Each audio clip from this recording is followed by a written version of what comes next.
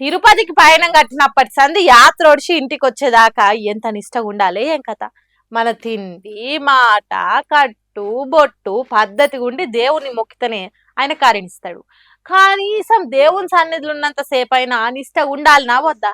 కానీ కొందరు చిల్లరగాళ్ళు ఎట్లా చేస్తారు, ఫోన్లు పట్టుకొని పిచ్చి పిచ్చి చేష్టలు. ఇంక ఇన్స్టాగ్రామ్ వచ్చినప్పటి నుంచి అయితే ఆ అన్న రీల్సే ఊ అన్న రీల్సే. వీళ్ళు గుడికి పోయే దేవుని కోసం పోతుర్రా లేకుంటే రీల్స్ చేయనికి పోతుర్రా తెలుస్తలేదు. అట్లా తయారైతురు ఇప్పటి కాలం పోరలు. అందుకే ఇప్పటి నుంచి ఈ పప్పులు ఏం ఉడకాయని మొట్టికాయలేసింది టీటీడీ. ఇప్పటి నుంచి ఎవ్వలైనా సరే తిరుపతి దేవుని సన్నిధిలో రీల్స్ చేస్తే వాళ్ళ మీద చట్ట ప్రకారం యాక్షన్ తీసుకుంటారట. అట్లా పనికి మాలిన రీల్స్ చేస్తే అది దేవుని కూడా లెక్క అనిపిస్తుందా? చూసేటోళ్ళకైనా ఏదైనా సినిమాకి వచ్చినామా లేక పార్కుకి వచ్చినామా ఫోన్లు పట్టుకొని రీల్స్ చేస్తుర్రు. అది గుడి పవిత్రతను దెబ్బతీస్తుంది. అందుకే ఈ ఆలోచన తీసుకున్నామని చెప్తుర్రు తిరుపతి దేవస్థానములు. ఇక తిరుమల రూల్స్ గురించి తెలిసిందేనా ఎంత స్ట్రిక్ట్ ఉంటాయో.